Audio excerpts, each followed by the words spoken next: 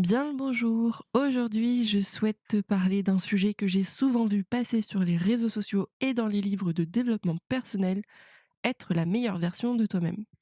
Alors pour ceux qui me suivent depuis le début, vous devez vous dire que ce podcast est en contradiction avec celui que j'ai fait sur les émotions, dans lequel je vous parle d'être une meilleure version de vous-même et c'est là que se trouve la nuance. C'est une meilleure version et non pas la meilleure version de toi-même. Et dans le podcast d'aujourd'hui, j'ai envie de te faire oublier cette fameuse morale d'être la fameuse version de toi-même, parce que tu l'as peut-être déjà dit ou parce que tu l'as peut-être déjà entendu dans un but de motivation, mais en réalité, le fait de chercher à être la meilleure version de toi-même peut être hyper culpabilisant. Et si tu écoutes ce podcast aujourd'hui, je suis sûre que tu as cherché à un moment donné de ta vie à être cette version idyllique, cette version parfaite de toi-même. Donc sur ce, commençons par comprendre en quoi elle consiste. Je suis quasiment sûre et certaine que la meilleure version de toi-même, c'est celle qui mangerait plus sainement, qui aurait un score bien sculpté, qui serait riche au point où tu peux voyager autant que tu veux autour du monde, qui aurait plus confiance en elle-même pour assumer pleinement qui elle est. Alors concrètement, ce sont de belles envies qui sont louables et qui sont réalisables, on va pas se le cacher. Mais moi, la petite question que je me pose, c'est que tu n'as pas l'impression qu'au final, c'est ce que veulent la plupart des gens aujourd'hui, que c'est un effet de société, de mode. Alors oui, on va être très honnête ensemble, ce sont de bonnes raisons pour certaines pour améliorer ta santé et pour te procurer du bonheur, du plaisir. Et je vais être la dernière à te critiquer parce que moi-même, c'est des désirs que j'aimerais réaliser. Mais la vraie question derrière ces objectifs est de savoir, est-ce que tu as envie de les réaliser pour toi ou pour les autres? Parce que cette meilleure version de toi-même, c'est une course après un idéal, après ce que tu aimerais être ou plutôt ce que tu devrais être selon la société. Et quand tu prends du recul vis-à-vis de ce que tu veux mettre en place, tu te rends compte que ça révèle une sorte d'inconfort, de gêne, de honte parfois de ne pas être comme les autres. Et alors si on pousse l'analyse psychologique encore plus loin, mais d'un autre côté on est là pour ça aussi, ça vient souligner une remise en question qui est existentielle. Qu'est-ce que je désire réellement? Est-ce que je le fais pour moi? Est-ce que je le fais pour les autres? Est-ce que si je fonctionne de telle manière, je vais être acceptée par les autres? Est-ce que ce que je fais, ce à quoi je pense, est d'un point de vue sociétal acceptable ou non? Toutes ces interrogations viennent remettre en question ta propre existence et au fond de toi, qui tu es vraiment. Et même si tu n'as pas envie de rentrer dans les cases de la société, tu vas dans ce cas chercher à être une meilleure version de toi-même qui parfois est à l'opposé de ce que la société veut. Tu peux même être jugé de marginal, tu peux recevoir des commentaires constants sur ta manière de voir les choses. Donc finalement, être la meilleure version de toi-même, c'est juste un reflet de ce que les autres et de ce que la société te renvoie, de la comparaison que tu vas faire de ta vie par rapport à celle des autres. Quand tu as pris conscience de cette réflexion, tu peux démarrer un travail sur toi ou t'intéresser au développement personnel. Et une nouvelle fois, c'est une action qui est louable si tu souhaites devenir une meilleure version de toi-même. Et je dis bien une, non pas la. Parce que comme je le disais au début du podcast, c'est là que se trouve la nuance. Quand je dis une, ça renvoie au fait qu'il y a plusieurs versions de toi-même que tu juges comme étant meilleures. Et ce parce que, comme la société, comme la mode, tu évolues. Donc ce qui est parfait, ce qui est meilleur pour toi aujourd'hui, ne le sera pas forcément demain. Tandis que quand on dit là, ça évoque une version meilleure de toi-même qui serait unique. Et une fois que tu as atteint cet objectif, c'est quoi la suite? C'est quoi l'évolution que tu auras? Tu deviendras qui une fois que tu auras atteint cet objectif? Clairement, on n'est pas des Pokémon avec une évolution ultime à atteindre. C'est un peu comme le fantasme d'immortalité que certains aimeraient avoir. On se dit que comme ça, on aurait le temps de faire tout ce que l'on veut, tout ce dont on rêve au cours d'une vie et qu'on n'a pas forcément la possibilité de faire. Mais une fois que tu as cette immortalité, c'est à quel prix? Parce qu'au final, être immortel, ça t'obligerait à voir les personnes mourir autour de toi et qui ne le sont pas. Potentiellement ta famille, tes amis, ton entourage proche. Ça serait au final connaître toutes les horreurs du monde en se disant que à toi seul, tu ne peux pas forcément changer le cours des choses. Et au final, à nouveau, une fois que tu as atteint tous tes objectifs, tous les rêves que tu souhaites réaliser, qu'est-ce qui se passe? Une fois que ta to-do list, elle est finie, soit tu en fais une nouvelle, mais alors clairement, avec l'immortalité, je pense que tu auras déjà réalisé 100%, voire 200% de tous les objectifs que tu aurais pu imaginer au cours de ta vie. Donc, très sincèrement, je me pose la question de savoir si on avait cette capacité d'être immortel, et une fois qu'on aurait réalisé tous nos objectifs, qu'est-ce qu'il adviendrait de nous? Et là, je vais dire une réflexion qui peut être blessante pour certains, mais au final, courir après la meilleure version de toi-même, c'est plutôt fuir ce qui se passe dans ta vie actuellement. Et c'est courir après quelque chose qui est totalement futile.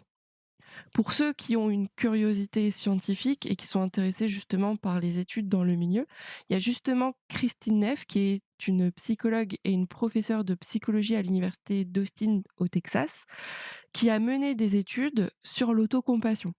Donc selon elle, on retrouve 3 éléments dans l'autocompassion. On va retrouver la bienveillance que nous avons envers nous-mêmes. C'est le fait de reconnaître ses limites et de travailler dessus plutôt que de se juger. Après, on va avoir l'expérience humaine, qui est le fait de reconnaître que oui, ce que je vis m'est propre, mais d'autres humains connaissent aussi cette expérience. Et le dernier élément, c'est la pleine conscience, qui renvoie aux émotions que l'on dit positives et négatives en fonction d'un contexte.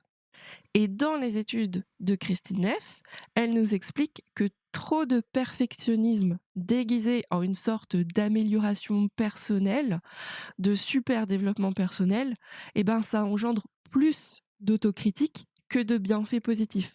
Parce qu'il y a cette angoisse constante de dire je ne suis pas assez. Alors d'habitude, je prends des exemples qui me sont neutres et qui ne me concernent pas directement, mais pour le coup, aujourd'hui, j'ai envie de te parler de mon expérience à moi. Et pour être honnête, je pense que comme beaucoup de personnes, j'ai déjà ressenti ce sentiment de ne pas être assez, de ne pas être assez forte, de ne pas être assez courageuse, ne pas être assez ambitieuse, ne pas être assez bosseuse, etc., etc. Parce que là, je pense que les exemples, on en a tous une multitude. Et typiquement, dans le domaine professionnel, je ressentais, et parfois encore, je ressens ce sentiment.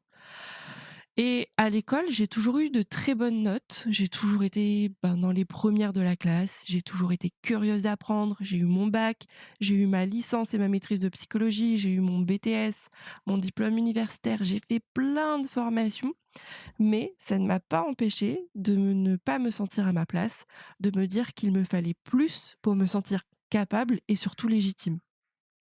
Et j'avais ce sentiment de ne pas être assez professionnelle, de ne pas être assez formée, parce qu'on m'a appris à toujours travailler dur, à faire le maximum, à toujours obtenir le meilleur résultat, à toujours progresser, à toujours être la meilleure, à être devant les autres, etc., etc. Alors pour ceux qui auraient envie de juger mes parents par rapport à l'éducation que j'ai reçue, moi je leur en veux surtout pas, parce qu'ils ont fait avec les moyens qu'ils avaient et par rapport à leur parcours aussi. Parce que sans rentrer dans les détails, mes parents nous ont toujours poussés, mes sœurs, mon frère et moi, à donner notre maximum pour justement être capable de faire des études supérieures et d'avoir un bon travail. Et quand j'étais plus jeune, à l'école, ça me plaisait d'apprendre. Et encore aujourd'hui, pour le coup, c'est flatteur pour mon ego de dire que professionnellement, je réussis ou tout du moins j'ai le sentiment de réussir. Parce qu'au final, être la meilleure, ça m'apporte quoi? À part ça, à part ce sentiment justement qui vient satisfaire mon ego. Et il m'a fallu des années pour me rendre compte que je ne suis pas du tout carriériste et qu'être au sommet de mon travail, je m'en fiche complètement. Moi, ce qui me fait vibrer d'un point de vue professionnel, c'est le sens que j'accorde à mon travail, c'est le but humain, c'est le but social qu'il y a derrière. Et attention, je ne dis pas qu'être carriériste est une mauvaise chose, parce que voilà, c'est quelque chose qui fait vibrer d'autres personnes, parce qu'on est tous différents, même d'un point de vue professionnel. Mais pour moi, personnellement, concrètement, ce n'est pas du tout mon leitmotiv. Et quand j'ai eu cette prise de conscience, quand j'ai compris que ce qui me faisait vibrer, c'était le sens que mon travail avait, Et ben, je me suis dit: «OK, je sais ce que je veux vraiment dans mon travail, donc ça ne sert à rien que je cherche à être la meilleure dans tous les domaines. Je veux juste donner mon maximum et être une meilleure version de moi-même sur l'aspect social, sur l'aspect humain, sur le but de mon métier». C'est inutile, en fait, pour moi de chercher à plaire et à me sentir utile sur tous les aspects. Pour le coup, je suis praticienne en massage bien-être, donc j'ai une approche spirituelle et psychologique de la personne. C'est comme ça que je travaille. Et qu'est-ce que ça m'apporterait d'être la meilleure dans tous les massages de bien-être, donc où on retrouve aussi les massages dits esthétiques et les massages sportifs. Et par exemple, dans les massages esthétiques, on a le drainage lymphatique ou la madérothérapie qui sont à la mode en ce moment.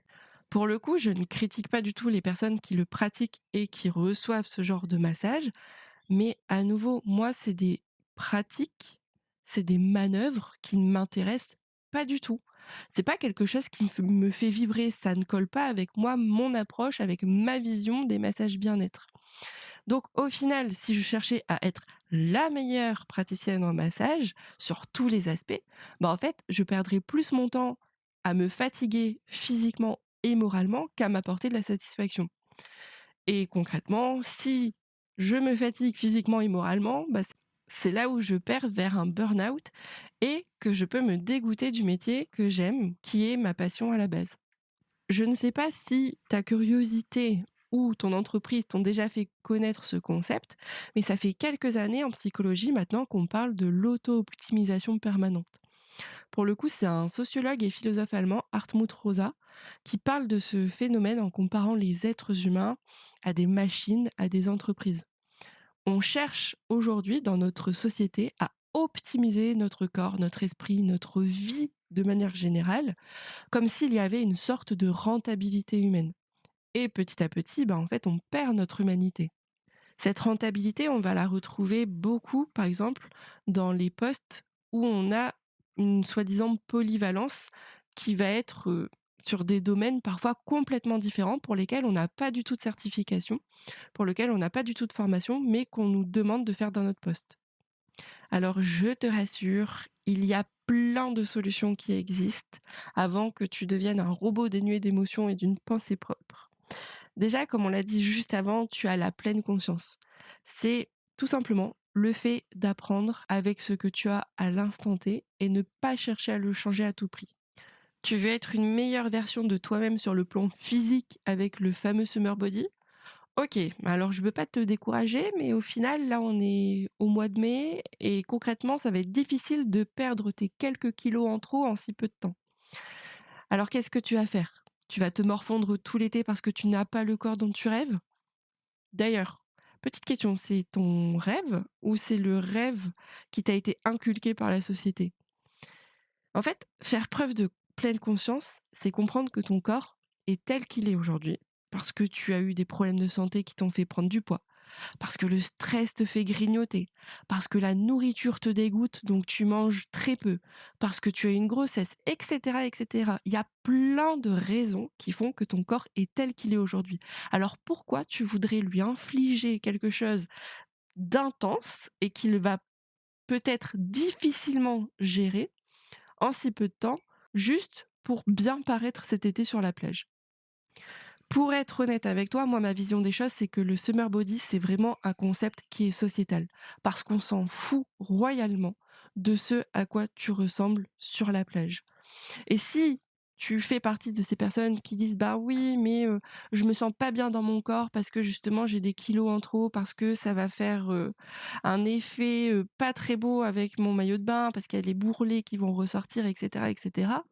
À nouveau, prends conscience que c'est un regard qui est amené par la société. Il y a vraiment une différence entre tu veux perdre des kilos pour raison de santé et tu veux perdre des kilos d'un point de vue esthétique pour plaire. Alors, il ne faut pas croire que j'ai une vision très pessimiste du summer body parce que je comprends justement cet effet de société. Mais moi, je veux juste t'amener à cette réflexion de OK, tu veux perdre des kilos, mais pour quelle raison? Est-ce que c'est pour ta santé? Est-ce que c'est parce que tu as l'objectif de rentrer dans la robe de tes rêves et qu'elle est en un seul modèle, donc t'as pas le choix si tu veux rentrer dedans, effectivement, que de perdre ou de prendre des kilos? Ou est-ce que c'est parce que le regard des autres te gêne? On l'a souvent vu circuler, mais c'est totalement vrai. C'est ce côté de l'avis LA plus loin VIE des autres, bah c'est l'avis des autres. L apostrophe AVIS. Je suis bien consciente et totalement d'accord avec toi sur le fait que c'est difficile de se détacher du regard des autres. Mais c'est quelque chose qui s'apprend, c'est quelque chose qui n'est pas impossible. Pour en revenir à mon exemple, ton corps est tel qu'il est aujourd'hui, point.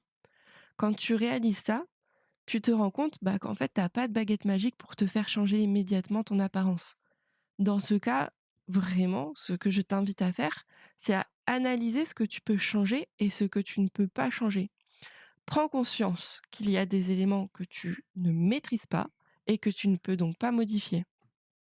Je sais que je vous rabâche tout le temps le même outil, mais vraiment, je t'invite à travailler sur tes émotions pour comprendre ce qui se passe en toi et sur tes habitudes de vie.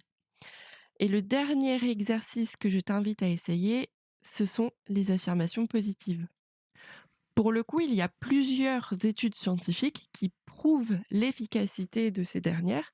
Et par exemple, on a celle qui a été menée par Ellie Sussman. C'est un chercheur en psychologie à l'université de Berkeley, donc en Californie, qui montre que 20 secondes d'affirmations positives quotidiennes suffisent à réduire le stress, à augmenter le sentiment de bien-être et le sentiment d'autocompassion. Bien sûr, pour avoir ces résultats, il faut que ton exercice fasse partie de ton quotidien.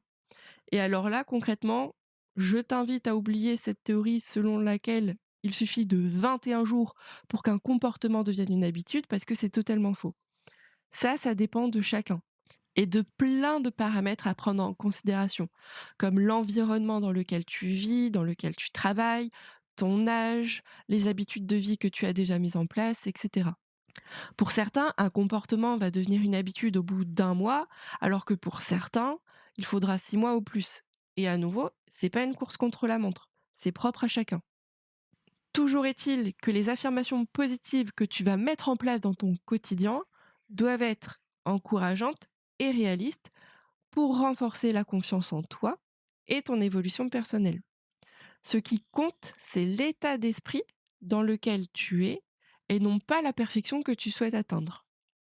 Bien sûr, la liste des exercices que je t'ai donnés là est non exhaustive, elle peut évoluer. Il y a d'autres professionnels, d'autres scientifiques, d'autres psychologues qui donnent d'autres outils. Je t'invite justement à être curieux et à tester plein de possibilités pour toi, pour voir ce qui fonctionne et ce qui t'aide dans ton développement personnel à toi. J'espère que ce podcast t'a permis de te sentir mieux et de te concentrer sur ce qui est le plus important, c'est-à-dire toi-même. Parce que n'oublie pas que l'imperfection est ce qui fait ta singularité, ta personne et pourquoi on t'apprécie. Au lieu d'être parfait, apprends à être imparfait, à être authentique, à être toi-même.